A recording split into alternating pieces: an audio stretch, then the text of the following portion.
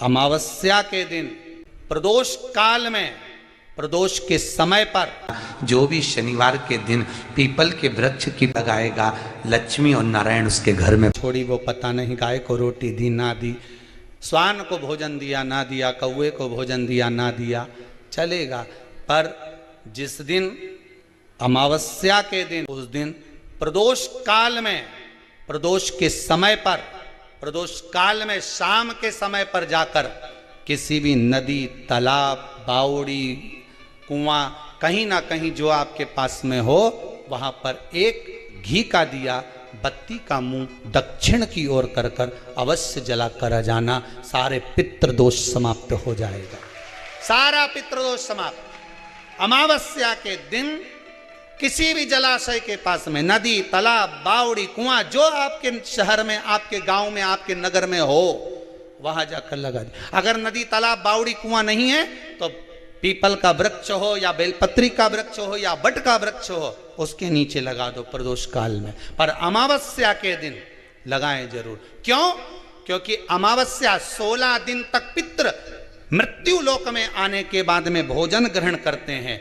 अमावस्या के दिन पितृ शाम के समय प्रदोष काल में शंकर भगवान का नाम जाप कर कर नदी, तालाब, बावड़ी पर पानी पीने जाते हैं। वहां से जल का आचमन कर कर पितृ अपने लोक को चले जाते हैं प्रदोष काल के समय पर। इसलिए प्रदोष काल में जलाशय के पास में, बावड़ी, कुआं, नदी, तालाब के किनारे पर दिया लगाया जाता है दक्षिण की ओर मुख कर कर बत्ती का।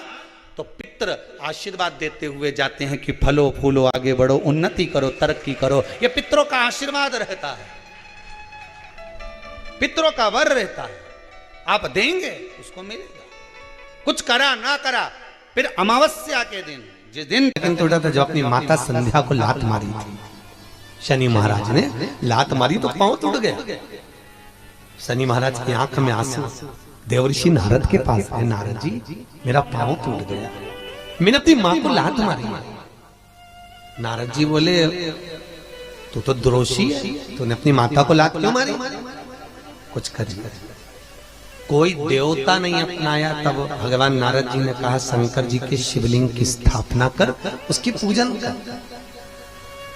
जहां काशी विश्वनाथ के मंदिर आप लोग जाते हो, जिस विश्वनाथ का दर्शन करते हो, ये काशी का विश्वनाथ का प्राण प्रतिष्ठा शनि महाराज ने करी थी। शनि महाराज के हाथ का शिवलिंग है, और शिवलिंग की स्थापना कर कर शनि महाराज ने भगवान शंकर से मांगा। शिवजी प्रकट हुए, मांगो शनि, तुमको क्या चाहिए? शनि महाराज ने कहा मेरा पांव टूट गया, आप कृपा करिए। भगवान शंकर ने कहा शनि तूने मेरा भजन करा है, जा, तेरा पांव तो जुड़ेगा पर पांव में थोड़ी लचकता तेरी बनी रहेगी। दुनिया के लोगों को शनि लगता है और शनि को शंकर लगता है। दुनिया के लोगों को शनि लगता है, शनि को शंकर।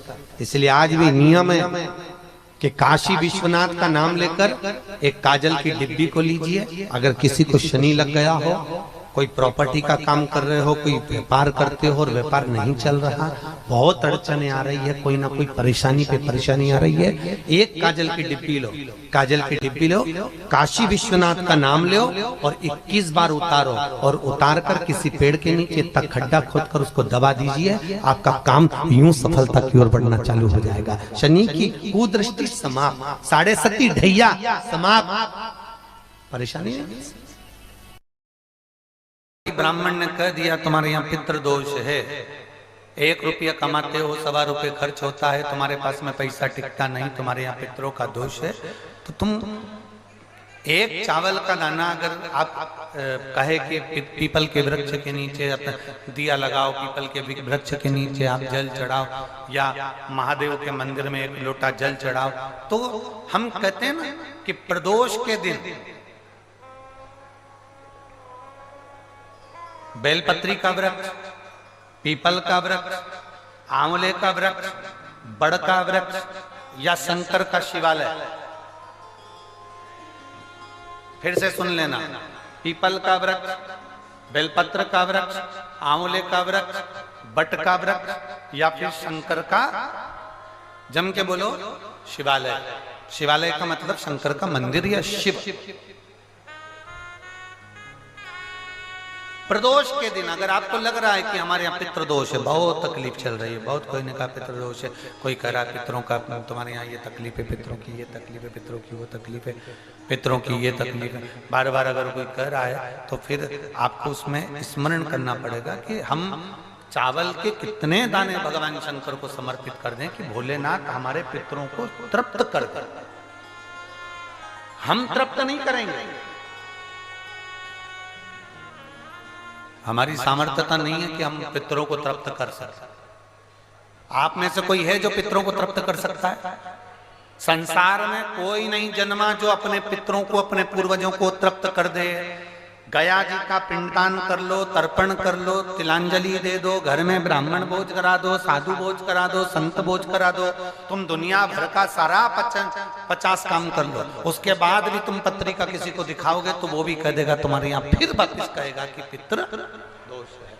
अब तुमने अभी इतना अनुष्ठान करा, इतना पिंडदान करा, इतना तर्पण करा, इतनी तिलांजलि करी, इतना सब कुछ करा, इसके बाद वापिस पितृदोष आ गया, फिर वापिस पितृदोष। क्यों? दुनिया में ऐसा कोई नहीं जन्मा जो अपने पितरों को तृप्त कर। आप अपने घर के लोगों को तृप्त नहीं करते, जो जिंदा हैं वो उनको बोलो री भाई जीजियो, सही है कि गलत है? जो जिंदा हैं, माँ बाप अपने बेटे के लिए कितना भी कर ले, कितना भी, आखिरी में एक दिन बेटा कह देता तुमने हमारे लिए क्या करा। बहू के लिए कितना कर लो, आखिरी में बहू कह देगी वो तो जेठानी को ज्यादा करती है, देवरानी को ज्यादा करती है, हमको करती है, अपनी ननद को ज्यादा करती है, बेटी को ज्यादा करती है, बेटी को लगता है कि बहू को ज्यादा करती है, दामाद को लगता है बेटी को ज्यादा करती है, नाती पंती सबको कितना भी कर लो, तुम अपने अड़ोसी पड़ोसी तुम्हारे रिश्तेदारों को तुम कितना भी दे लो, कितना भी कर लो, पर जब ये तृप्त नहीं हुए तो वो बोलो तो कैसे हो जाएगा? अपनी सामर्थ्यता है, अपनी सामर्थ्यता है कि अपन तृप्त कर ले उनको? अपनी कोई सामर्थ्यता नहीं है कि अपन पितरों को तृप्त कर ले, या अपनी सामर्थ्यता के अंतर्गत नहीं, ये अपनी सामर्थ्यता नहीं है कि हम अपने पूर्वजों को, अपने पितरों को तृप्त कर। तृप्त कौन करेगा?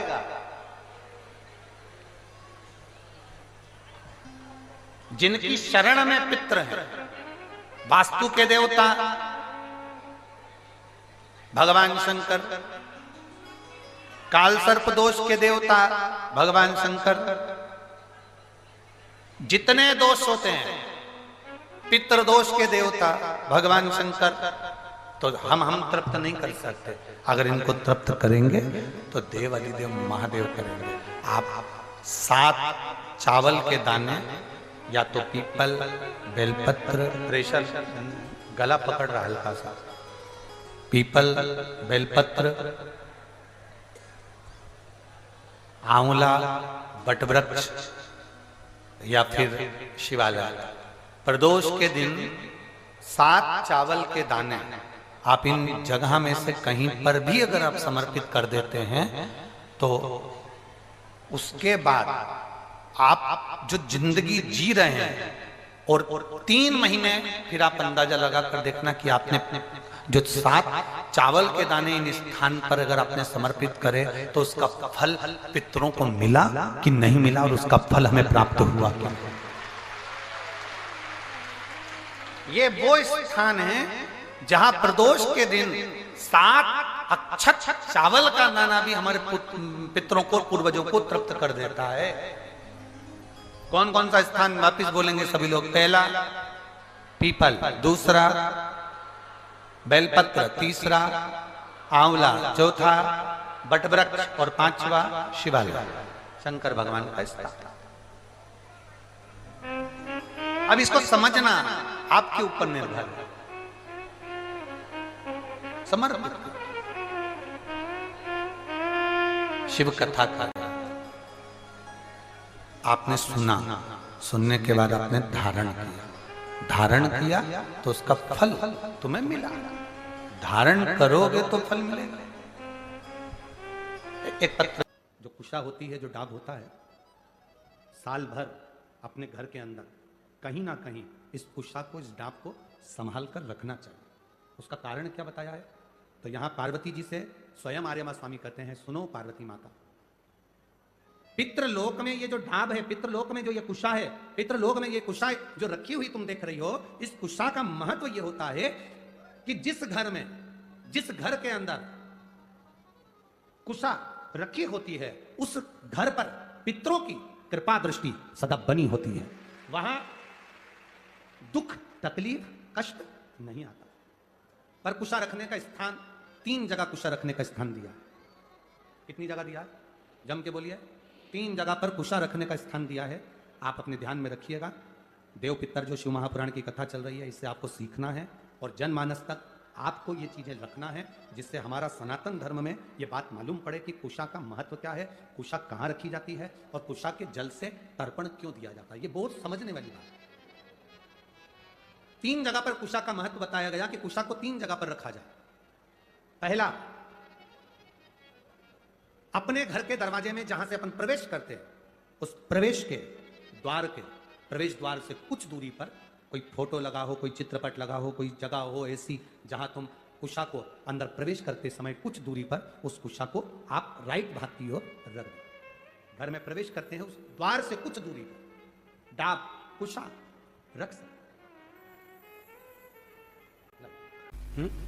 काशी में जो शिव जी की स्थापना कौन ने करी?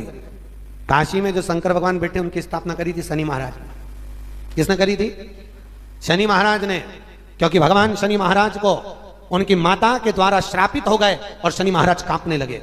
शनि महाराज कांपते कांपते, मैं जाऊं तो जाऊं कहां, करूं तो करूं क्या? महाराज, शनि महाराज दौड़े और दौड़कर भगवान भोलेनाथ के पास पहुंचे। हे शंकर, त्रिकालदर्शी, कैलाशी, अविनाशी, कृपा करिए बाबा भोलेनाथ, कृपा करो। क्योंकि दुनिया में 33 करोड़ देवी देवता हैं जिनको शनि लग सकता है, केवल एक, किसको छोड़कर? शिव को छोड़कर। राम जी को शनि लगा तो 14 वर्ष वनवास चलेगा। कृष्ण को शनि लगा तो मथुरा छोड़कर द्वारका चलेगा। शनि लगा। हनुमान जी को शनि लगा तो गुफा में बैठकर राम राम जपना पड़ा। शनि सबको लगता है, केवल शनि नहीं लगता तो एक मेरे महादेव को, मेरे भोले बाबा को नहीं लगता। शंकर के पास में शनि ने आकर कहा, भोलेनाथ कृपा करिए बाबा, मैं बड़ा कष्ट में हूं, मैं करूं क्या?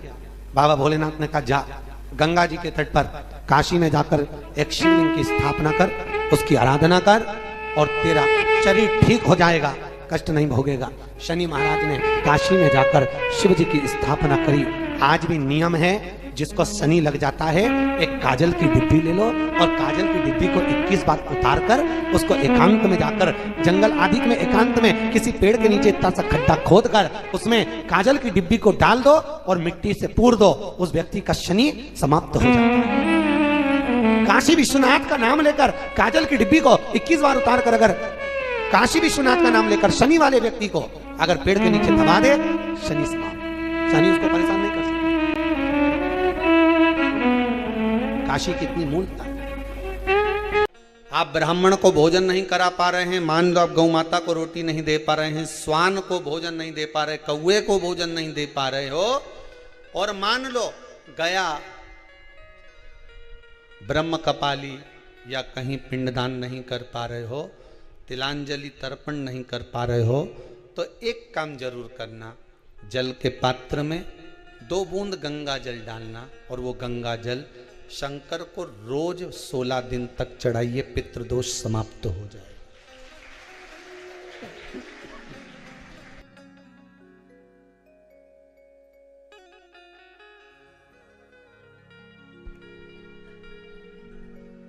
पितृदोष समाप्त हो जाए।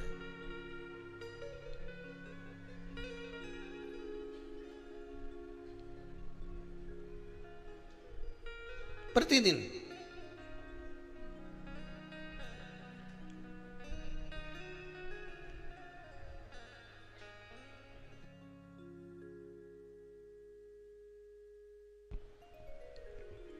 सोलह दिन तक प्रतिदिन चढ़ाई।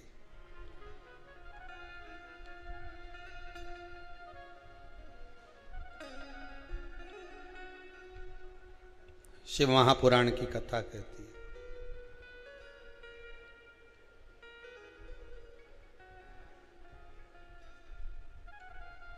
अर्धनारीश्वर भगवान का दर्शन कर कर जो ब्रह्म उत्पन्न हुआ। पितरों के तुल्य हैं। पहला पीपल, दूसरा बटवृक्ष, तीसरा बेलपत्र का वृक्ष। बेलपत्र का वृक्ष कभी अनायास श्राद्ध पक्ष में आप कुछ भी ना कर पाए, कुछ भी ना कर सकते हो, तो एक पत्ते के ऊपर कोई सा भी पत्ता ले लो, चाहे पान का ले हो, कोई पीपल का ले हो, कोई भी पत्ते के ऊपर एक पुड़ी, थोड़ा मीठा थोड़ा नमकीन रखकर अपनी कामना कर कर अपने पूर्वजों के लिए इन 3 वृक्ष के नीचे 16 श्राद्ध में किसी भी एक दिन